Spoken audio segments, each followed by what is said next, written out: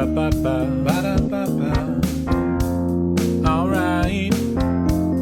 Promoter 101. Promoter 101. Promoter 101. Promoter 101. Promoter 101. Promoter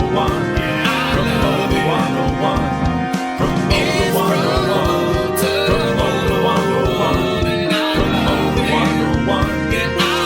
Promoter 101.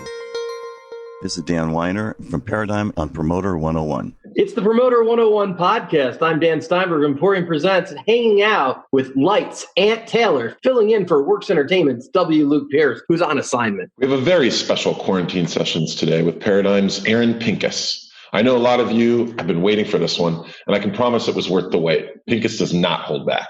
And we have an iconic war story from the Messina group's Louis Messina himself. This one is a legendary tale, and it's time it got told right here on Promoter 101. And away we go with episode 218 of the Promoter 101 podcast, starting right now. Hello, this is Dan Berkowitz from CID Entertainment and CID Presents, and I am here on Promoter 101. Louis Messina, you know him from all the biggest acts in the world. Shawn Mendes, Taylor Swift, Ed Sheeran, Kenny Chesney, George Strait. The names go on for days. So last time we had you on the podcast, episode 60, for those of you that haven't had a chance to listen to it, one of my favorite all-time interviews. And a great thing to do during quarantine is going back and listen to all of the best episodes. So that's episode number 60. But I got a lot of people that gave me a whole lot of flack because I missed the best story of your career, apparently. I totally fucked up. So you've been gracious enough to come back and fill in the blanks. There's a story that's about kidnapping? Yeah, it's real, man. I got to set the stage, right? This is like, I'm still living in New Orleans. And mid-70s? This is mid-70s. The kidnapping, I think, actually took place in 74 because the show that we were supposed to do, I had to look it up, was in March of 75. We were going to do Led Zeppelin down at West Palm Beach Motor Speedway. And Jimmy Koplik and Shelley Finkel were my partners on it. And, you know, I was in New Orleans and I had partners, backers. So we did Led Zeppelin. The actual show date itself, was March 8th of 1975. So we're ready to co-promote the show with Shelley and Jimmy, right? And we had no money. You know, we had no money. I mean, we went from backer to backer to backer. And so we hooked up with, I don't know how we even hooked up with Jimmy and Shelley because they had the relationship with Zeppelin, with Peter Grant back at the time, or it might have been Frank Barcelona, the agent. They thought we had money. We thought they had money. And this is the whole, you know, Promoter 101, work with cash flow, you know, we'll put the show on sale and use the ticket money to pay for everything. So we did this massive campaign, you know, full page ads in USA Today and Florida, all over the country. And back then, you know, you would do mail order. And so we borrowed some money from this promoter, Phil Basile. He's no longer with us. His company was called Concerts East. And Phil was a connected guy. He owned clubs and all that stuff. Back then, he used to do a lot of Zeppelin stuff. When you say connected, you mean like mobbed up? I mean, yeah, Phil Basile. He was totally mobbed up. Nice guy, though. This was when Godfather 1 just came out, too. So just to put everything in perspective. So my partner back then, his name was Jim McNamara. And I haven't talked to him in 100 years. We're in New York.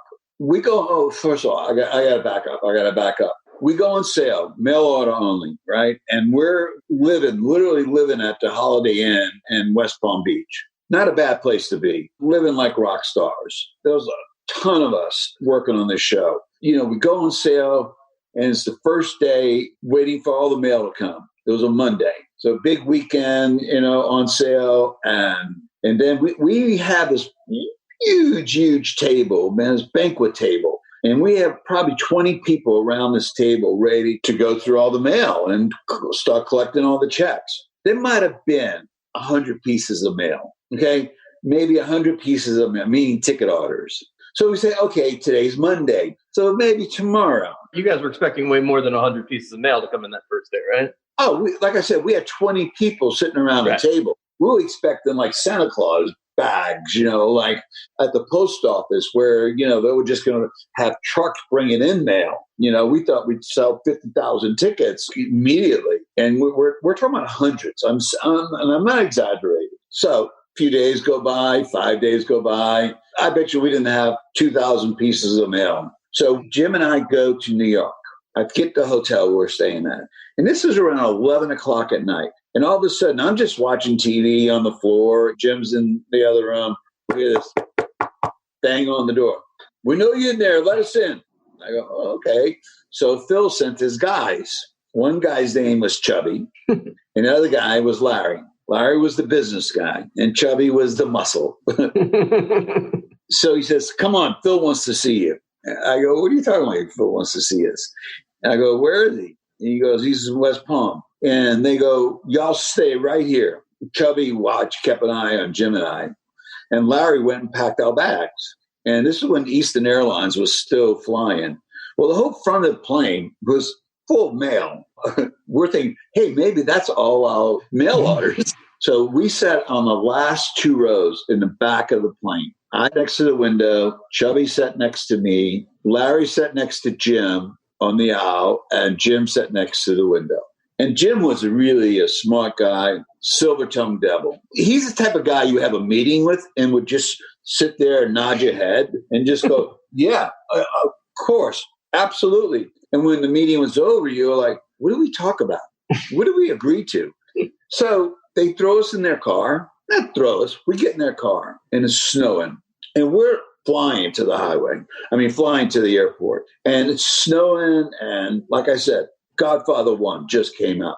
Jim is white as a ghost. And I'm saying, I kind of know what was going on, a little bit afraid, a little bit, but really didn't know. So we get on a plane. Chubby's sitting next to me, and Jim's talking a mile a minute to Larry, right? And Chubby goes, Louis, I'm going to tell you something right now.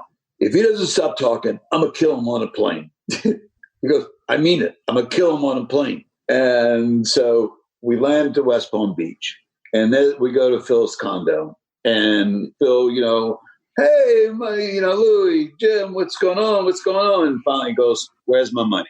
And Jim, once again, is white. He had this long beard. And he goes, well, we're working on it. So Jim gets on the phone. We spent the night there. And finally, the next day, Jim goes, I found the money, but I need to go back to New Orleans. That's where we live. And he goes, you can go, but Louis has to stay here. You're collateral. So, yeah, I was collateral. And so after a day or so of staying in Phil's condo, and I keep in mind, we had a party going on at the Holiday Inn. And I'm going, Phil, this is kind of crowded here. I'm just right down the street, the Holiday Inn. I go, I'm not going anywhere. I'm having a really good time. I got things going on there. It's okay. I promise you, I'm not going anywhere. And he goes, Louis, if you leave, we're coming after you. I go, I don't want to go, but I don't want to be here. I'd rather be there. He goes, okay, I'll let you go. So needless to say, after a couple of days in Phil's condo, I moved back at the Holiday Inn, continue on. And about a week or so later, Jim comes up with the money. So we screw another investor. So eventually, long story short, this was a great story. We canceled the show because of lack of interest. We couldn't come up with the deposit money. We couldn't come up with any money. So that was 1975. Robbing Peter to pay Paul and a lack of interest for Led Zeppelin. Who would have thought? We didn't. We thought, Led Zeppelin, they were huge in 1970. They were the biggest band in the world, but next to the Beatles. And, that was Led Zeppelin. That was the height of their career. But it wasn't that day. That's just crazy. The amazingness of our business when you just know you got the hottest thing in the world and the audience just hasn't caught on yet. It's just such a painful thing. That's what happens, when you don't have your act together. Honestly, it happened to me recently in a project. This person wanted to do this venture, and I don't want to get into it because, he made offers for all the acts I worked for, and we wound up doing one. Gave us all these great offers, and he didn't have the money. I go, what are you, the new Bernie Madoff? He was expecting it, just every show was going to bankroll the next show. And you can't work like that. This is the music business now. back then in the early 70s when I was a kid, it was still the wild, wild west in a roundabout way. If you had a nickel or a dime, you could get into the business if you knew somebody. When you're always trying to play catch up, it never works out. So lesson learned, but it all turned out good for me. I didn't get killed. I didn't get smacked around, but I was kidnapped. During the multiple days they were holding on to you and the flight and everything else, you must have been concerned that maybe this wasn't going to work out well. Like, you had to be worried about that stuff at the time. I didn't think I was going to get killed. Let me just say this. I didn't think my life was in danger. I think Phil just wanted to know where his money was. And Jim was, like I said, just hustling him. But, there were stories that, some people went on car rides and didn't come back from Chubby and Phil and that whole era. I mean, true story there. And Koplik will tell you. I mean, Jimmy sent me actually last year. He found a ticket to the show and he had it framed and sent it to me. So that's awesome. Yeah, it's pretty cool.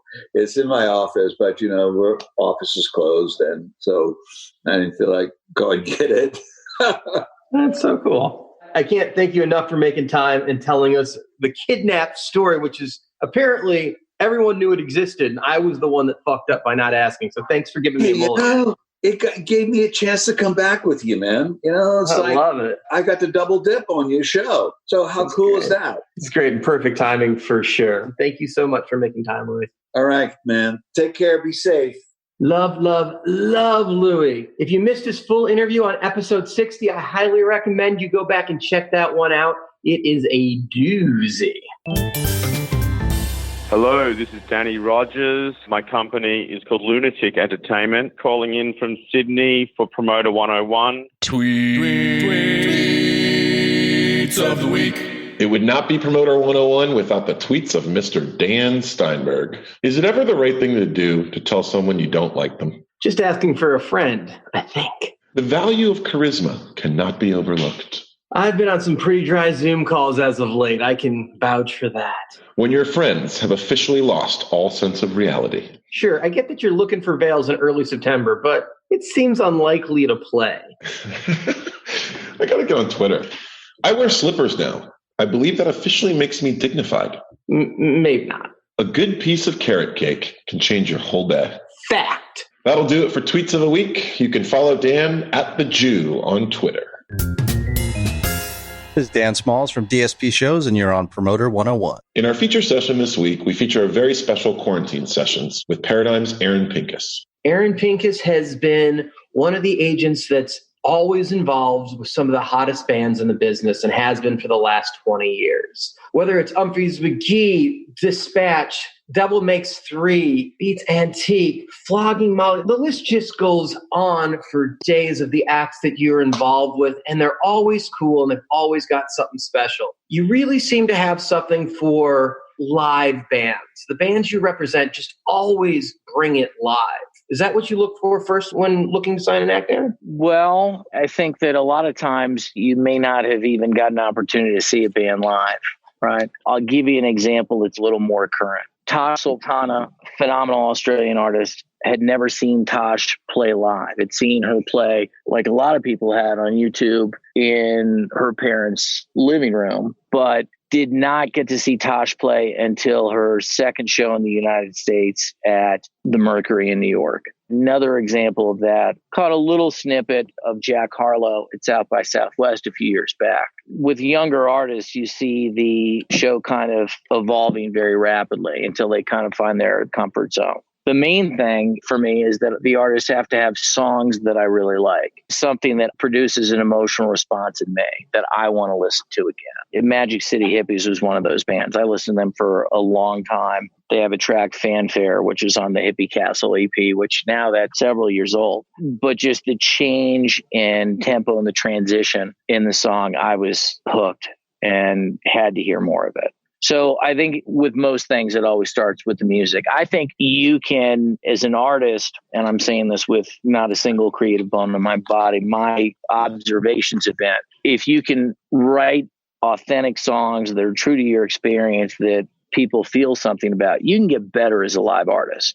right? There was, back when I was at William Morris, when it was WMA and not WME, I worked with a band called Switchfoot, who are unbelievably great human beings. And I don't know that their live show was particularly strong when they started, but I can tell you they put on a show by, year 3 where you could have put those guys in an arena and they would have held their own. It's not the live show, because that can always get better. But I grew up as a fan of, grew up is maybe a strong term. In college for me, it was bands like Pearl Jam and Nirvana and Live and Dave Matthews in particular, where there was just something that I was hearing in it and didn't really understand kind of the jam scene going into things. My father, Craig Eldon Pinkus, who, if you see him, he is a slightly smaller version of me, but much nicer and very cute. Your instinct will be to pick him up and baby Bjorn him, which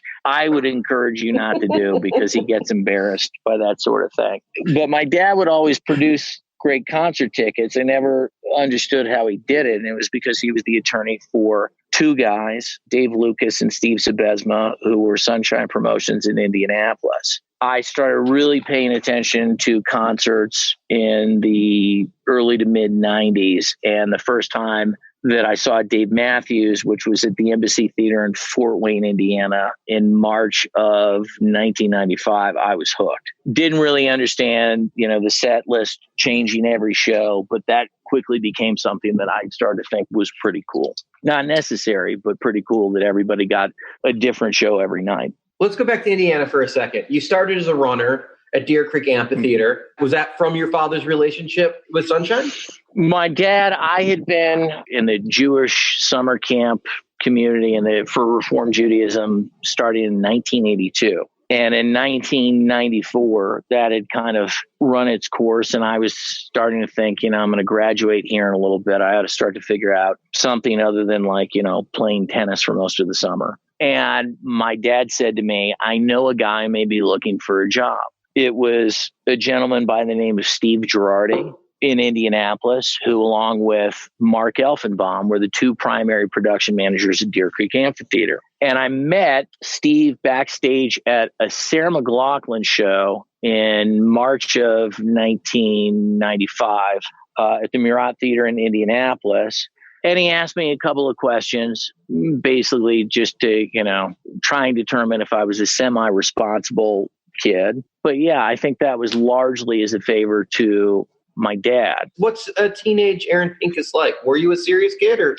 I was on the speech and debate team. I was even more obnoxious than I am now, which is hard to kind of fathom. Was a bit of a class clown. Senior year, I was student body president of my high school, North Central in Indianapolis. It's about 4,000 kids. I don't know. I mean, I was probably a smart ass and very sarcastic, but, was interested in the school board and in the student council and trying to make the high school, a more fun place to be. And I think that hopefully that came through. I don't know. But, most weeks I was with my mom during the week and my dad on the weekends because, most people can only tolerate me for certain stretches of time, even if, they were responsible for my birth. So I would bounce back and forth. And, from my mom and my dad, I learned if you really want to accomplish anything in life, you got to work your ass off. And I was pretty fortunate that I had very hardworking and I think accomplished parents. My mom is a doctor of clinical social work. She had a private practice 7 days a week. She was the head of the state licensing board for social work in Indiana for,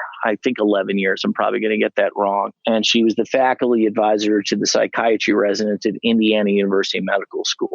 And my dad, the aforementioned Craig Eldon Pinkus, was a very prominent attorney in intellectual property and patent law and a very fierce litigator. He worked his tail off too. He was constantly working. And I figured that they had been successful. I don't think that I really kind of worked to my potential even through high school. But at some point approaching my junior year in college, the message finally sunk in and I started to pay a lot more attention academically and figured that if I wanted to be in the music business, then I had to be taken seriously. So I was a runner in the summer in 95. In 96, I was an intern in the corporate sales division. And that's when I almost fell out of music. I worked for a lovely lady by the name of Elaine Irwin, who ran the VIP program and corporate sales program at Deer Creek. And I went from making what I thought was insane money of $525 a week plus gas, plus I had a pager when I was a runner, which was super exciting, to making $100 a week, basically cleaning bird shit off of the seats and the boxes at Deer Creek Amphitheater. And after about 6 weeks, I fell out of love with that gig and quit and went to work for a buddy of mine, Sam Goldsmith, his father, Phil Goldsmith, at his computer salvage yard in Indianapolis. And that was almost the end of the story. But then Mark Elfenbaum, one of the aforementioned production managers at Deer Creek, after I graduated, called me and asked me if I wanted to work some Mellencamp shows at IU Auditorium in Bloomington. So I said, sure. And I worked those shows and worked for Bob Quant, who was John's road manager, and Rocky Holman, who was his production manager. And Harry Sandler was kind of overseeing the whole thing, but I didn't meet Harry until later that summer. And they asked me to come back and work some shows in Indianapolis, and I did those. And then they asked, Rocky and Bob floated the idea, would you maybe want to come on the road in the summer? So I called those guys 3 or 4 times a week for the next 3 months. And basically he'd given up. The tour was going to start right after Memorial Day in Phoenix. And the day in 1997 of the Indianapolis 500 got rained out. And I got back to my little apartment in downtown Indianapolis. And there was a message on my answering machine from Rocky Holman that said, if you want the job, be at the Ryder Truck Depot on the west side of Indianapolis by 8:00 tonight. And I called my boss, Phil, and said, you've been absolutely great to me, but I am leaving for the next 2 months to go on the road with John Mellencamp. And he couldn't have been cooler about it. And raced to Best Buy, bought a little printer for my laptop, and got dropped off at the Ryder Truck Depot and drove 10,000 pounds of band gear from Indianapolis to Phoenix in 2.5 days. And then went up on the road with those guys, which that almost didn't happen because the second or third show was at Shoreline Amphitheater. Well, there are a couple of reasons that almost didn't happen. The first show was in Phoenix, and I left the radios for the crew at the venue, what was Desert Sky Pavilion in Phoenix. And fortunately, Bob Quant, being the saint that he is, went back to the venue the next morning, got the radios and put them on Mellencamp's jet and took them to Orange County. The next show was in Irvine. The third show was at Shoreline Amphitheater in Mountain View, California. And I'm answering the phone at the production office, and it's Harry Sandler, who passed away a few years ago and was just an unbelievably great person and mentor and incredibly kind. Calls up, and I answer, and I hear his voice. I say, Harry, is that you? He said, Pinkus? I said, yeah. He goes, what are you doing there? I said, I work for you. He said, oh, really? Let me talk to Bob. Because Bob and Rocky had never cleared an assistant tour manager position with Harry. So I had to hide out basically through the Dallas show because Harry showed up, I think, that night in the Bay Area. And I had to hide until we got into Dallas before it was okay for me to be seen by Harry or anybody else on that crew. Both your parents have higher education. Was there pressure for you to go into medical or be a lawyer or follow in your dad's footsteps? My dad told me not to be a lawyer. My dad told me over 20 years ago, there are over 1 million members of the bar in the United States. And my dad is an incredibly forward-looking person. And he had worked on some of the patent law as it relates to Laserdisc technology, I think going back to the late 70s.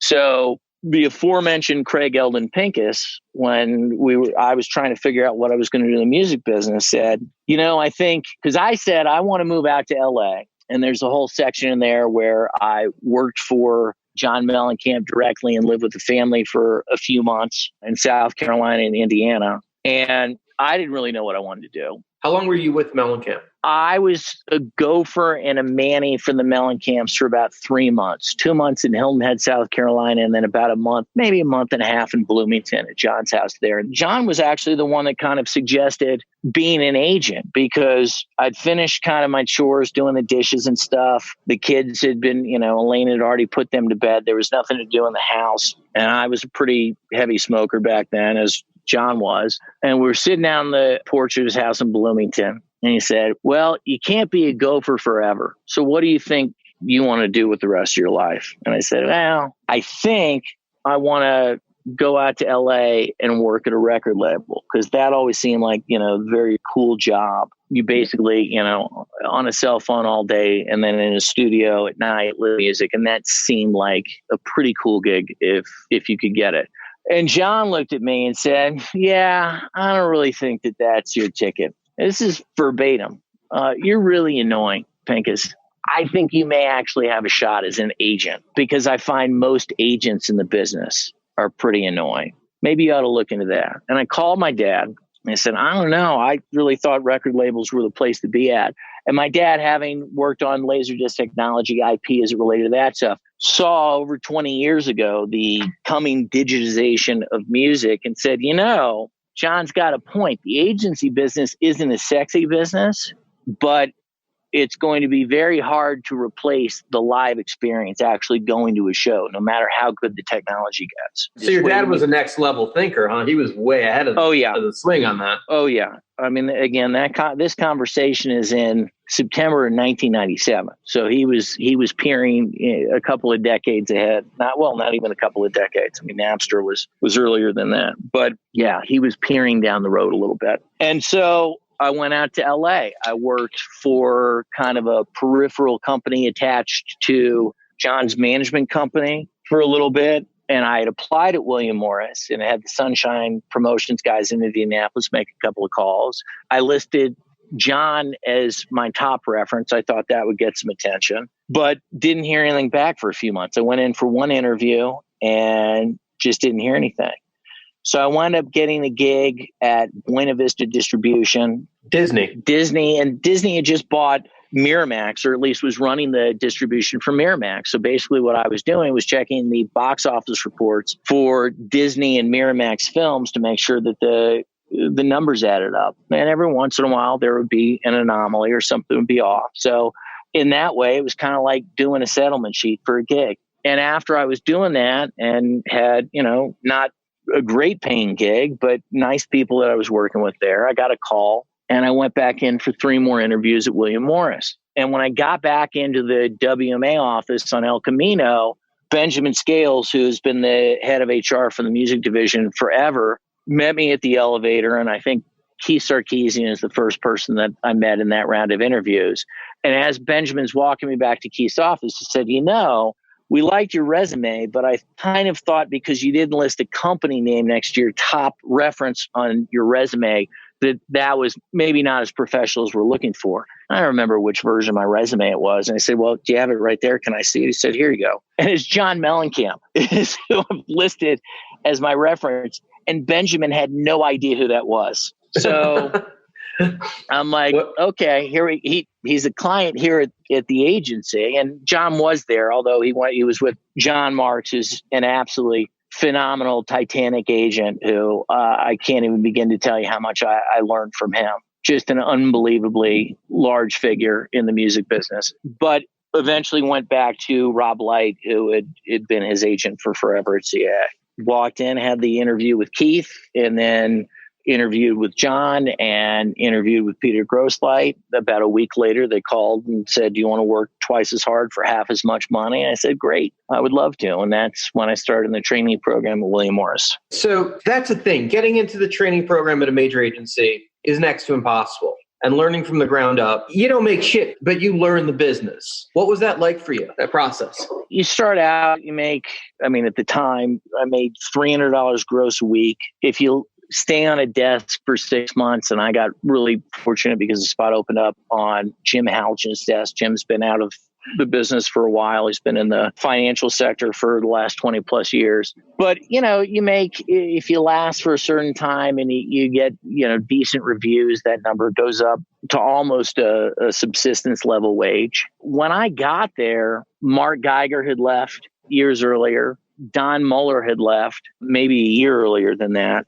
And I was in the club division. I got put on Jim Halgin's desk within a week in the mailroom. I think probably because they felt like they were doing Mellencamp a favor, but let's throw him out in the water. There's no way that he's going to swim. And I just got lucky and managed to survive on Jim's desk.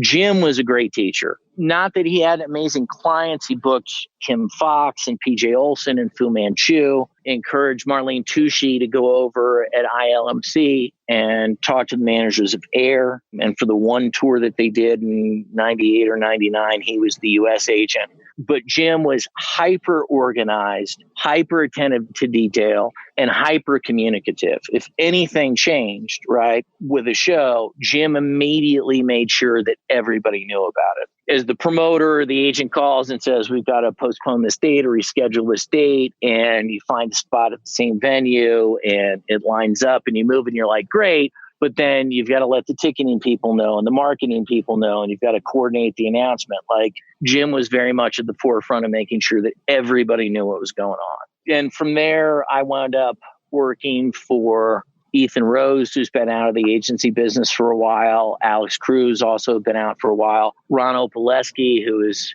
an unbelievably talented agent at William Morris, who I'm still friends with to this day. I worked on Keith Sarkeesian's desk, and if you could survive on Keith's desk, then generally that was the imprimatur that you were going to make it as an agent. And then I went back to work for Ethan Rose, and then my last desk was with David Levine in the concert division before I got promoted. You have a life jump, moves you to Monterey International up in the North Bay, and cutting a deal with Chip. How did you and Chip wind up coming together? Chip Hooper booked Dave Matthews. And at the start of the 95 concert season, Dave Lucas had actually gathered everybody who was working at the amphitheater and said, here's their summer concert season. We're pretty proud of it. A few holes it potentially fills. Anybody having ideas? And I actually raised my hand and said, you've got to get the Dave Matthews kid. These guys are going to absolutely crush. And kind of looked at me like, okay, you have no idea what you're talking about. We'll give it a shot.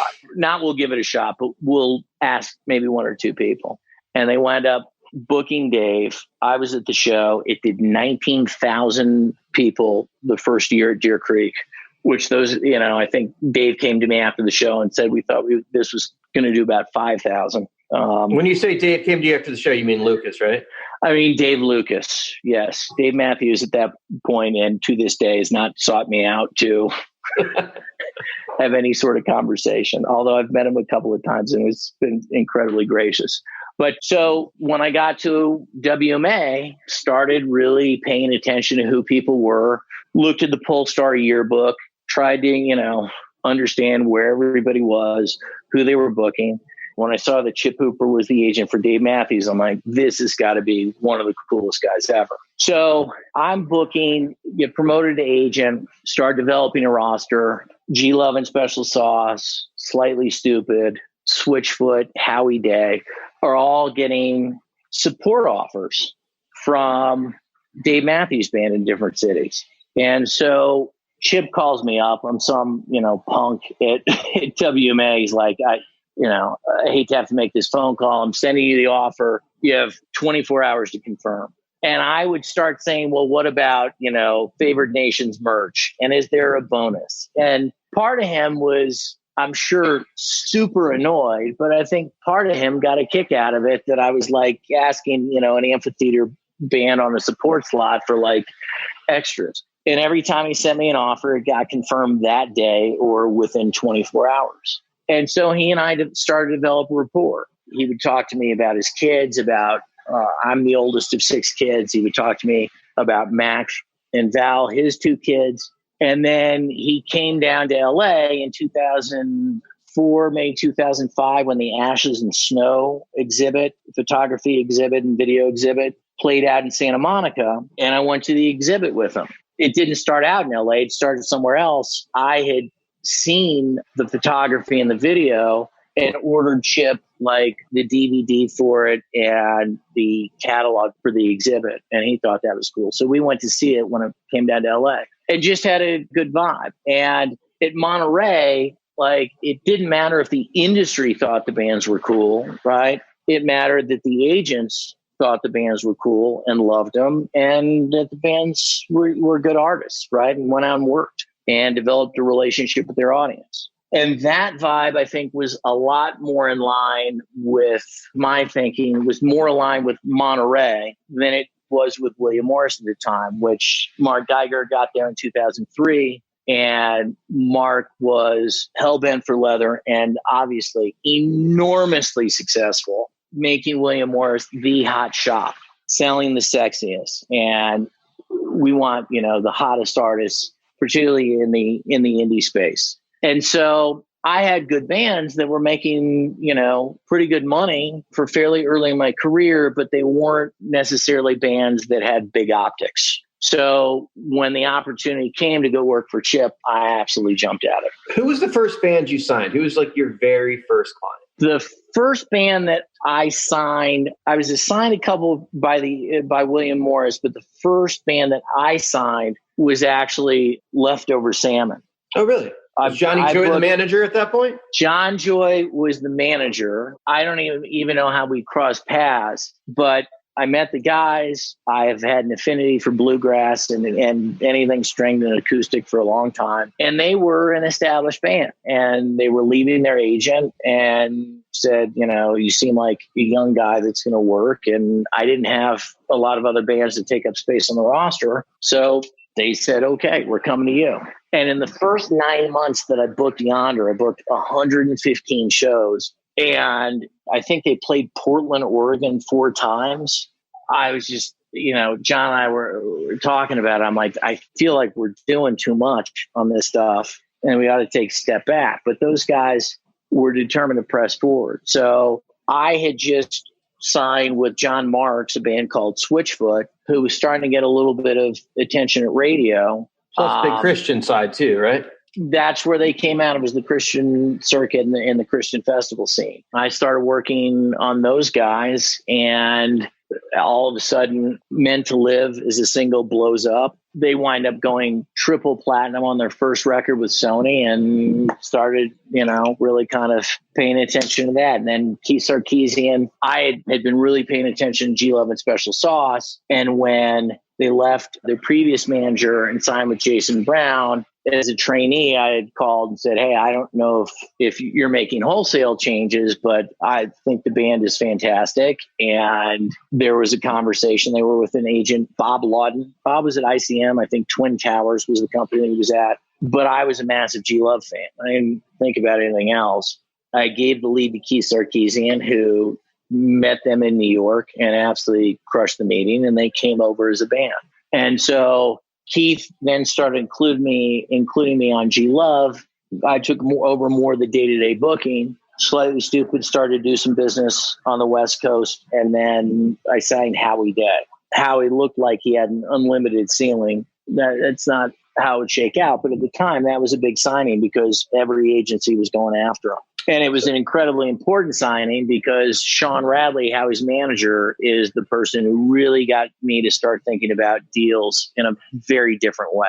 So Slightly Stupid and G Love have been with you for 20 plus years, right? No, Slightly Stupid left in 2016, went back to William Morris. But G Love, I've been working with Garrett since, July of 1999. So 21 years. But both bands, very long relationship with. Like, a lot of the acts you've been with for a very long time. I mean, Humphreys, Devil Makes Three, like a lot of these relationship, Revolution, like very long-term relationship. Your relationship with acts, the loyalty is incredible. Well, hopefully the feeling is that I do a good job for them and that I am trying to maximize their careers, which means not trying to get everything you can right now, but trying to make sure that we're not eroding a fan base in the market, that we're being strategic about when we play, that we're not being crazy with the ticket price escalation. And I hope that the artists that I'm lucky enough to work with feel like I've brought an enhancement to their career and created hopefully a longer runway.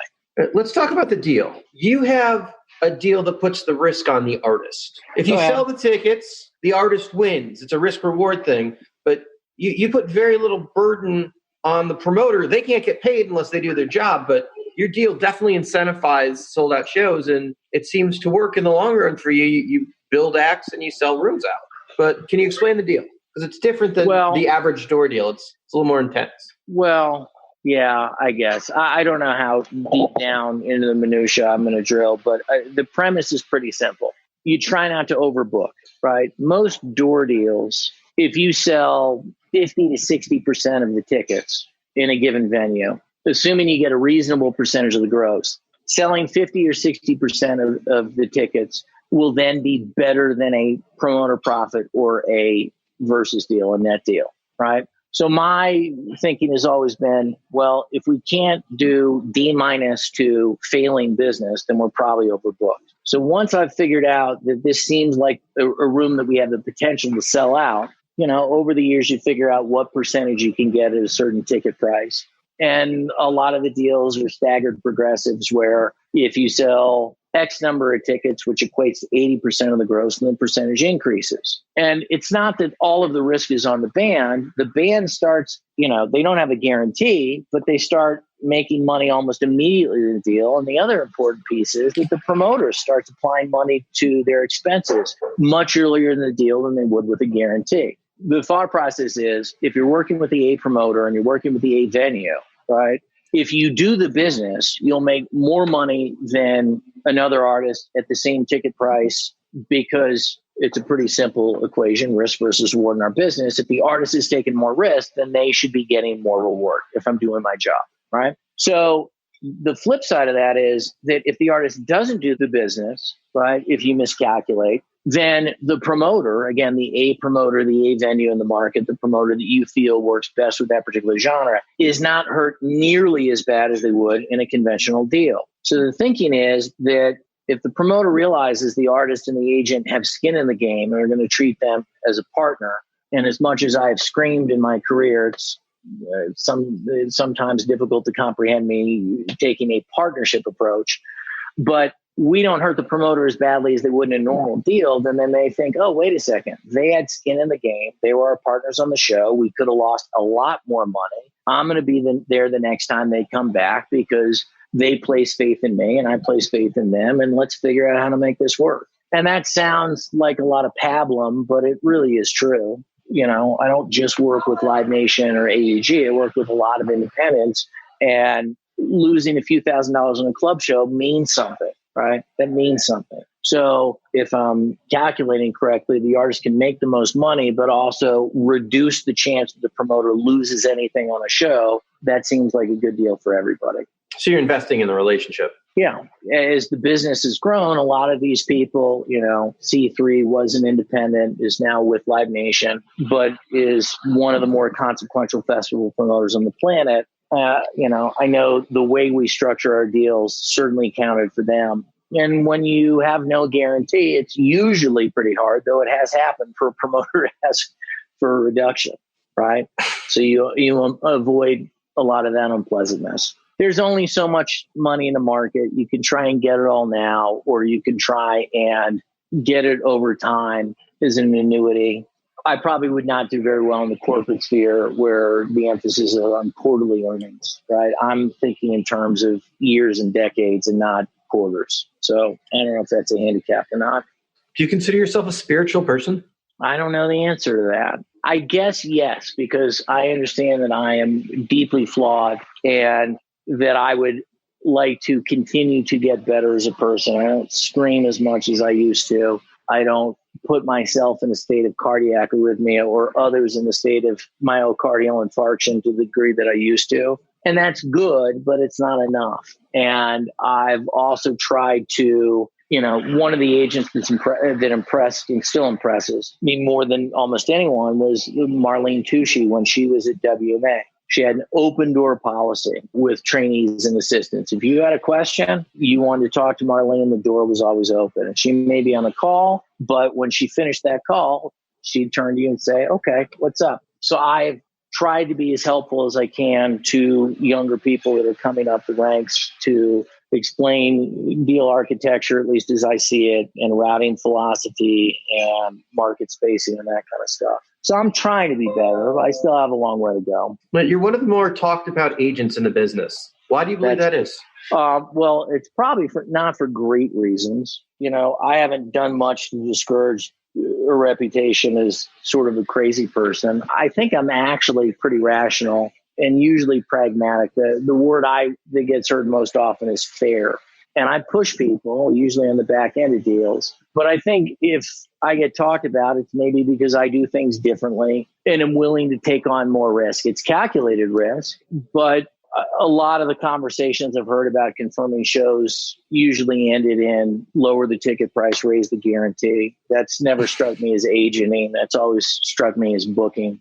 Mark Geiger, who was also, and we did not see eye to eye on a lot of things, but someone that I respect maybe more than anyone else in the entire business, and a phenomenally intelligent person. And I will give Mark credit, a good person. He really tried with me for a long time at William Morris just to get me to see the light. And it wasn't until after I was gone from William Morris that I started to understand some of the things that he was talking about. One of Mark's chief criticisms of me was, A, you talk way too much, as evidenced by this interview. B, you spend way too much time on deals, right? You need to think of them as hellfire missiles, fire and forget. And I really thought, well, but there's a lot in the deal that's important. I used to, and you may remember this, Dan, contractually obligate the promoter that I booked the show with to be at the show and settle the gig, right? This might be more of a Mike Thrasher, rest in peace, scenario, but I used to put the first line of the contract that it was a $500 penalty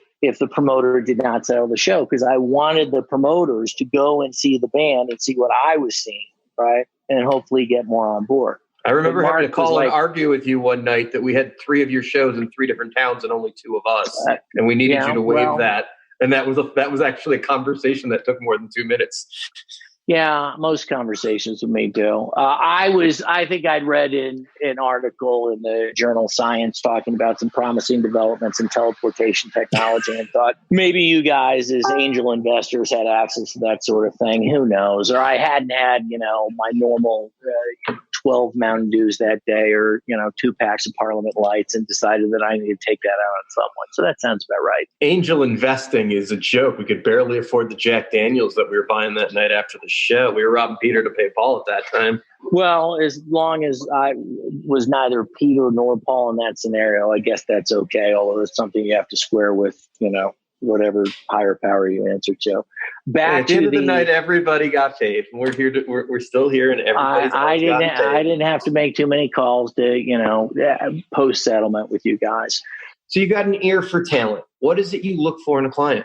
Songs. Just songs that move me, that I want to listen to when I'm shaving, that I want to listen to when I'm in the car. It always comes down to the songs. And when people debate whether the album format is dead or not, I don't really give a shit about that. I still think that albums matter. But you got to have songs that people give a shit about, right? And they make you feel something. And for me, keeping things musically interesting, changes of tempo, instrumentation, things that keep me a little bit off balance, that's some of the most exciting stuff. So that part's never changed. You've toned down over the years, but you're still one of the most aggressive agents in the game. What's your drive? What's your passion? Fairness, which is a handicap at times because the world is not always a fair place. When I'm arguing about a festival slot, I'm saying if this band is a headliner, can sell this many tickets, and you're going to pay a band that has never headlined the market but has a significant single and has not established any kind of real base, like you can't pay us less because they're the hotter band. Like a lot of the artists that I work with have very loyal fan bases that will definitely go to pay to see them on a festival. So I can say with a higher degree of confidence, this artist's audience is coming than a lot of people. So in terms of aggressive, I kind of know where the ceiling is relative to a lot of deals and a lot of venues. And I'm not constantly looking to try and break new ground and let me see if I can push it this far. Because at the end of the day, if the promoter doesn't make any money, right, then I don't have a job.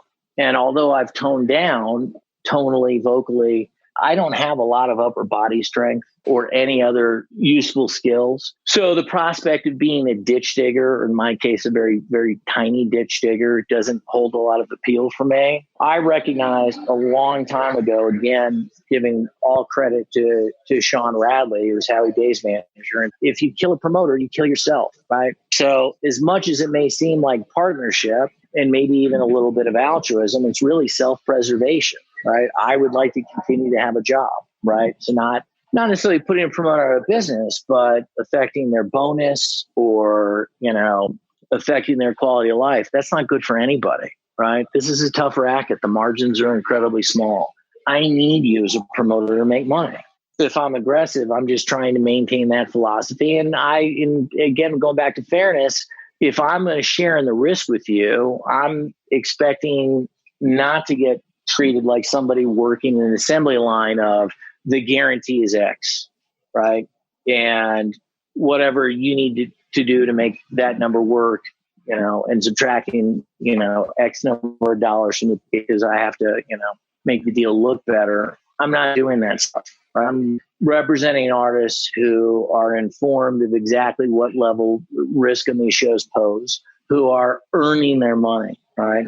And if you remember the old Smith Barney commercials, we try and make money the old-fashioned way. We earn it. What do you look for in a promoter partner when you're putting this together? I'll just say earlier in my career, I had another agent tell me that if you didn't have, and this sort of goes back to the deal, but really kind of describes what you're looking for in a promoter, that if you don't have a significant guarantee as a gun to the head of the promoter, they're not going to be motivated to work, right?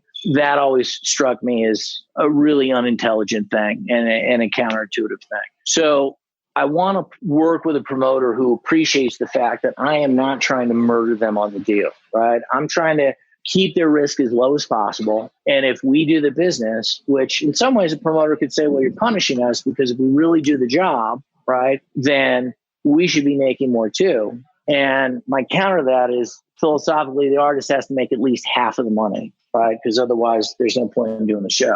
Nobody's going because I'm the agent, you're the promoter, the venue's the venue, they're going to see the band. So that's the starting point, right? And we should be able to do better than that. But I'm looking for a promoter who understands that all of us in this business work for the artist and want the artist to not have to get other gigs. And if an artist is willing to take on more risk to achieve a greater reward, and a promoter understands that they're going to get out or break even earlier on a show and appreciates that, and the fact that my office, which I have been remiss in failing to mention, Ashley Lee is my booking coordinator and Kelly Seal is my assistant. We are not looking to put people out of business, but we are looking for the artist to do as really better than anybody else for the amount of risk that they're taking. And the catch is that, listen, one of the things that I love about the music business is it's clandestine, right? There still is, even as corporate as it may be, in a lot of respects, that there's still a grittiness to it, right? We don't look at it from the standpoint of, well, if they lose a ton of money on the show, it's not even going to affect their stock price like a tenth of a cent, right? We worry about the individual local market promoter who has to answer to a regional president or some supervisor and try not to put them in bad positions. In exchange for that, a more holistic view, our expectation is the promoters that we're working with are going to work their asses off and are not going to phone it in. And the aforementioned agent who thought you needed to have a ton of leverage on a promoter to do their job, we all love this business, right? We all work for artists. We all want to be successful. So the premise to me that you need to have leverage on someone in order to get them to do their job, which assumptively they love to do as well, doesn't make a lot of sense. So we're looking for promoters that appreciate the fact that we're giving them an opportunity in a lower risk environment and that they're going to respond with a higher level of output and effort. How does your deal affect the house nut? Does that work with that, or do you have to change your deal when it comes to a house nut? You used a term just now. What house nut? Is that what you said? Yeah, when you play a room that's got a house nut, where like a lot of the ballrooms do these days, does that affect the way that philosophy of the percentage deal gets affected? Because it's monotone, the sarcasm maybe is more difficult to detect. I know exactly what a house nut is. I just don't believe in them in the same way that my mother does not believe in cable television. She knows that it exists, right? She just doesn't acknowledge it. I know that house nuts exist. I don't acknowledge them. There's still a few venues where you're lucky to be playing there, and I don't mean that resentfully. I mean that truthfully. And their deal is their deal. But House nuts are a countermeasure to the kind of agenting that I was talking about before, where it's, I need a guarantee of X, you figure it out, right? And at confirmation, I'm going to tell you, you actually need even more money and I need the ticket price to be lower. House nuts are designed to not every, a lot of agents will characterize them as profit centers. They are a hedge, a downside hedge against the show underperforming. When you don't have a guarantee or you have a markedly lower or reasonable guarantee, then we can kind of stop pretending or playing the shell game where the expenses are really X. And a lot of promoters aren't, in the early days, and it still comes up, aren't comfortable with doing a $0 guarantee versus a percentage of gross, not because the deal doesn't work. They're worried about the precedent that it creates. And you and I have had this conversation, and Mike and I certainly had this conversation. They're worried about other people looking at your deals in the system. And I always say the same thing every time. If people want to make the same amount of money at sellout, I'm saying, you know what, you normally would pay somebody this amount of money. I'm taking that money off of the table, right? Putting it back on your side of the equation. And with the risk that you normally be taking on, I am buying a greater back end or a greater reward. If they want to take the same deal, then they should get the same deal. If they're going to follow me down the rabbit hole of risk versus reward, then they should be entitled to the same outcome because they're lowering your risk. I'm not saying I'm the only person that gets this deal. I'd like to encourage more people to take these kinds of deals, especially at a time like we're facing now, where reduced risk certainly seems even more appealing to promoters than it did just 6 months ago. So you're looking for a partner as far as the house nut goes. You find that when you're not looking for that same amount of leverage from a promoter, that the expenses are a little more malleable than you've been told. And a 0 is a pretty big stick to swing, right? That changes a lot of the conversations. I'm perfectly content to be a relatively lonely voice in the wilderness on this stuff, but I still think it's the fairest way for all parties involved, especially the artists. You've lived in the Midwest, LA, Monterey. How'd you wind up settling in Austin?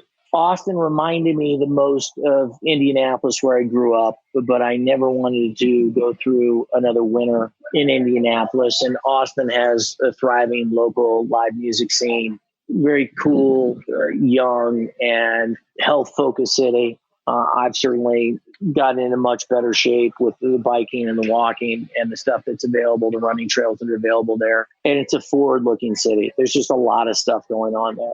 I have some pretty close relationships with the people at C3 and would spend Memorial Days when I was in, especially when I was in Monterey, but even before that in LA, and 4th of July's on Lake Travis, and thought if I was ever in a position where I could work for somebody that I could live in Austin, I would do it. And Chip, in April of 2010, it gave me the chance to open up an office in Austin, and I jumped at it. You've had some of the most successful people in the business as your assistants. What are they learning on your desk that has helped them, and what advice do you have for the next generation coming up behind us? Well, they're all very bright people. I'm terrible to work for, torture on the details, and have far too little patience and expect things that I know to osmotically be intuitive to the kids that have worked on my desk. And I'm way too hard on them. The reality is that several of them have been successful because after enduring me, they were willing to do anything it took in the business not to have to go back and work for me again. I guess in that context, fear is a healthy motivator. But I try and arm the kids that have been on my desk, and again, Ashley Lee and Kelly Seal are the current iteration, to arm them to be successful, to think of our business, at least North American touring, in three-dimensional terms, so that if they don't have a ton of tools in the toolbox, ton of streaming, ton of album sales, ton of radio play, ton of social media, that they can still forge a path forward and build a career for an artist. Thomas Cousins, although I still pulverize him every conversation that we have. Thomas was the runner at the Catalyst in Santa Cruz and then began promoting kind of underground hip hop stuff in the Bay Area and took an unbelievable risk moving to Austin to work for me when I moved there in 2011. Incredibly tough on Thomas. And again, take sole responsibility for the massive success that he's had. putting him through the crucible of my desk in Cali Roots and Levitate, always has a smile on his face, is always upbeat, and is just an unbelievably great kid. He's got a huge heart and is in it for all the right reasons. He cares about artists. And he's gone on not only to be a promoter of high achievement, but a manager of real achievement as well. Brian Hearn was an assistant of mine at William Morris, who's gone on to co-head the London office of WMA. Incredibly hard worker, no ego, apolitical, just does the job and works his ass off. Sean Goulding at the agency group in London, same thing, very low-key guy, which is how you can tell that I had no real impact on any of these people because they're still normal human beings. But there have been, Jason Kupperman is an agent at Paradigm. There have been a few along the way. And that's the only real legacy I'm ever going to have in this business is hopefully promoters that I felt like, despite being an asshole, that I was actually fair with them and had their business and their livelihood in mind, that we all serve at the pleasure of the artist. And hopefully the kids that work for me learn skills that will help them, not just in this field, but in other areas of their lives for a long time. I've been lucky. I've had great kids, and I apologize to all of them because I've always been tougher on them than I needed to be. And I think I felt because that was the way that I learned that was the only way to do it. And as you get older and have a little more perspective and sagacity, you learn that's not really the only way. So I'm getting there. Ashley Lee is my coordinator, has now been with me going on 5 years, and Kelly Seal is approaching, much to her chagrin, her second anniversary, are incredibly bright, hardworking, fantastic people. So again, I've been the lucky half of the equation in that regard. Aaron, I can't thank you enough for making time and talking to us. You've been amazing. I know you're on vacation, and I appreciate you making some time. Thank you so very much. You've always been incredibly patient and kind with me. I don't know why. I assume that it's in exchange for a reduced prison sentence, but I appreciate you. 3.5 years in the making, but this one is in the books. Pinkus, right here on Promoter 101. I'm Dave Geller, right here on Promoter 101 podcast with Dan Steinberg. The quote of the week comes to us from Bruce Lee. Defeat is a state of mind. No one is ever defeated until defeat has been accepted as reality. Pretty deep, huh, Ant? Pretty deep. I'm Amy Morrison. I work at Concerts West, AEG Presents, and I'm on Promoter 101. This wraps up our show, but you can write us an email at steiny@promoter101.net. We'll be back soon. Until then, we're wishing you healthy and happy lockdown and wishing that we get back to those sold-out shows in the weeks to come as soon as possible. Cheers. Call your mother. Hi, this is Bruce Solar from APA. I'm about to tell you some very, very secret stuff on Promoter 101.